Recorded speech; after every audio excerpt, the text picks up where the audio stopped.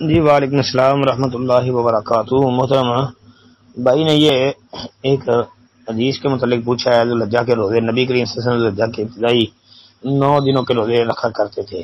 ابو داود، جی یہ حدیث ابو داود کے علاوہ سنن نسائی اور حدیث کی کتابوں میں بھی موجود ہے۔ اس کے بارے میں بھی اختلاف ہے علماء کا۔ بعض علماء کہتے ہیں کہ یہ حنیدہ بنت خالد کی جہالت کی وجہ سے ضعیف روایت ہے، بعض کہتے ہیں نہیں یہ روایت حسن ہے۔ تو پچھلے بھی دفعہ بھی میں نے بتایا تھا، یعنی کچھ دن پہلے یہی سوال آیا تھا، تو میں نے عرض کیا تھا کہ اگر حدیث ضعیف ہے یا صحیح ہے یا حسن ہے، اس تحقیق سے قطع نظر ان دنوں میں ویسے ہی اعمال اللہ کو بڑے محبوب ہیں، اور کوئی بھی عمل کیا جائے تو عام دنوں کی نسبت ان دنوں کا عمل اللہ کی بارگاہ میں زیادہ فضیلت والا ہے۔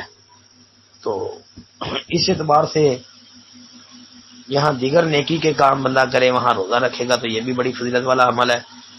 بہرحال یہ روایت کے متعلق بھی جو صحیح بات معلوم ہوتی ہے وہ یہی معلوم ہوتی ہے کہ روایت حسن ہی ہے، البتہ اس میں بھی اختلاف پایا جاتا ہے، لیکن اس کا حسن ہونا زیادہ راجح معلوم ہوتا ہے۔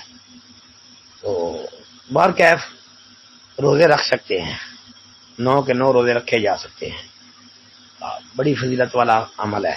اور بالخصوص 9 ذوالحج کا روزہ، یعنی عید سے ایک دن پہلے جو روزہ رکھیں گے انشاءاللہ اس کا بڑا اجر و ثواب ہے۔ صحیح مسلم وغیرہ کی حدیث ہے کہ نبی علیہ الصلوۃ والسلام نے فرمایا کہ 2 سال کے گناہ معاف ہو جاتے ہیں، یکفر السنۃ الماضیہ والباقیہ، یعنی ایک گزرا ہوا سال اور ایک آنے والا سال۔